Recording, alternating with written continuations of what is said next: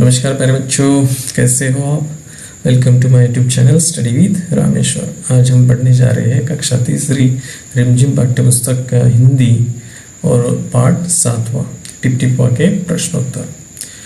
अगर आपने मेरे चैनल को सब्सक्राइब नहीं किया होगा तो चैनल को सब्सक्राइब कर दीजिए और बेल आइकन पर क्लिक कर दीजिए। मिस आपको आने वाली हर वीडियो की नोटिफिकेशन मिलेगी। तो चलो बच्चों, हम देखते हैं प्रश्नोत्तर। तो सबसे पहले देखो, इस कहानी में लगता है सभी परेशान थे। जो हमने कहानी पढ़ी तो बच्चों इसमें आपको समझ में आया होगा कि सभी लोग क्या थे, परेशान थे, हैरान थे। परेशान मतलब अरे हैरान, ठीक है। तो जैसे बुढ़िया जो थी झोपड़ी में टपकते हुए वर्षा के पानी से, शेर जोरदार वर्षा और टिपटिपवा से। जो बुढ़िया ने कहा था, न शेरवा के डर न भगवा के डर, डर त डर टिप टिपवा के डर। तो ये बात जो शेर ने सुनी, इसलिए वो शेर भी क्या हो गया था बच्चों, परेशान हो गया था, ठीक है। और धोबी गधे के गायब होने व न मिलने से। और पंडित जी जो घर में वर्षा का पानी भर गया था, उसको उलिझते उलिझते थकने से, वो पूरा पानी निकालते थक गया था। तो इन सब बातों से वो परेशान था, ठीक है। अगला सवाल है, मतलब बताओ। नीचे कहानी में से कुछ वाक्य दिए हैं, इन्हें अपने शब्दों में लिखो।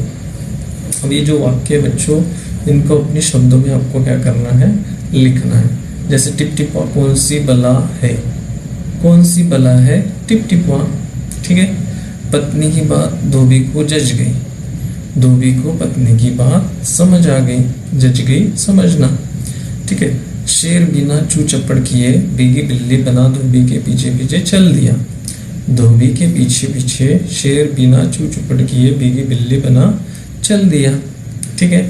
जरा पोथी बाज कर बताइए वह कहाँ है, वह कहाँ है, जरा पोथी बाज कर बताइए, ठीक है। इसको इस तरह से अपने शब्दों में आपको लिखना है बच्चों, ठीक है यहाँ तक। फिर देखो अगला सवाल है, याद करो तो। अगला सवाल क्या है, याद करो तो। पोता दादी की गोद में कहानी सुनने के लिए मचल रहा था। मचलना आतुर होना या उत्साहित होना, ठीक है। तुम किन किन चीजों के लिए मचलते हो।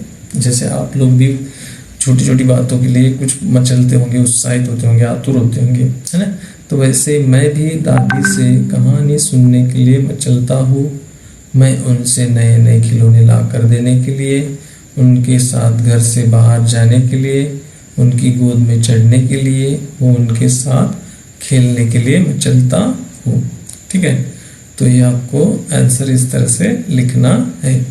फिर देखो अगला सवाल है, कौन है टिपटिपवा।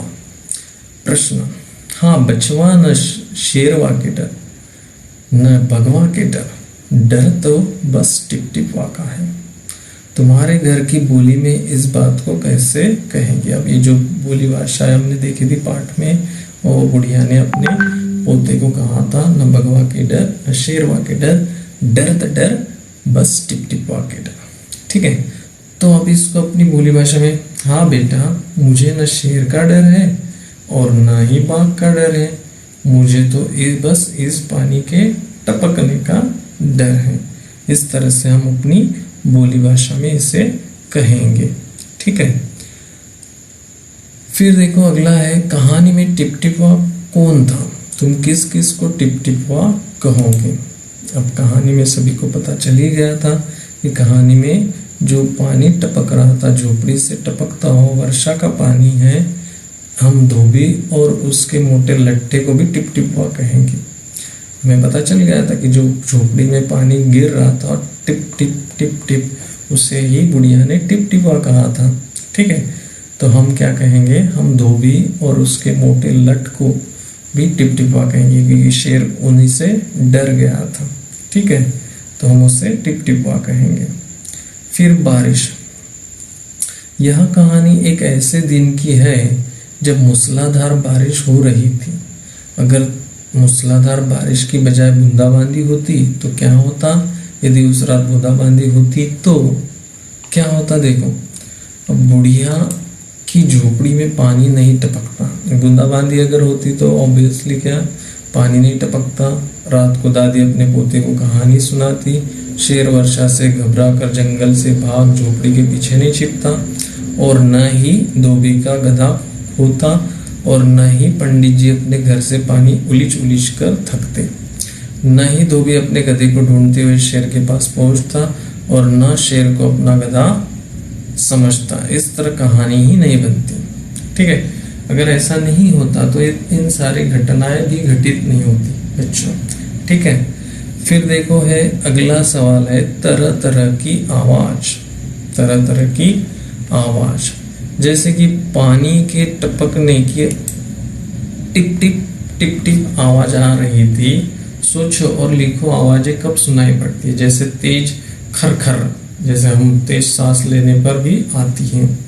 भिन भिन, जो मक्खी भिन भिन कान के पास या मच्छर भी आते हैं तो भी क्या होती, मक्खी के कान के पास मंडराने पर आती है। फिर ठक ठक, दरवाजे खटखटाने पर आती है। चर चर, दरवाजा खोलने पर आती है। भक भक, आग लगने पर भी आती है। और तड़ तड़, वर्षा की बूंदों के टीन पर गिरने पर भी आती है।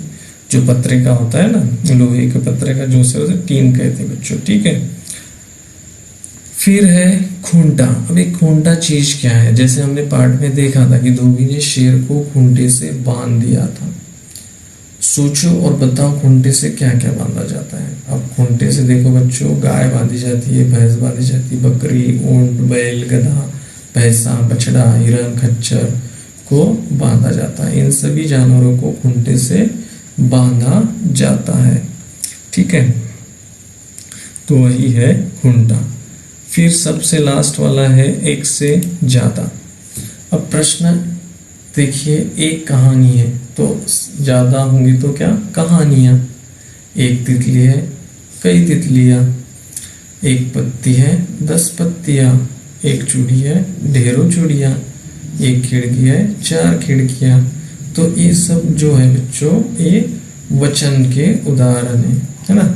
एक साइड में क्या है, एक वचन है, और दूसरे साइड में क्या है बच्चों, उसका बहुवचन है। ठीक है, और मात्राओं में क्या भी है, एक बड़ी की है तो इधर आ जाने के बाद क्या होता है, छोटी की। ये ध्यान में आप रखेंगे। ठीक है, सो मुझे आशा है कि यह जो मैंने इसके प्रश्नोत्तर समझाए आपको समझ में आए होंगे और ये वीडियो अच्छा लगा होगा। अगर ये वीडियो अच्छा लगता है तो आप इसको लाइक करें, शेयर कीजिए और चैनल को सब्सक्राइब कीजिए। धन्यवाद।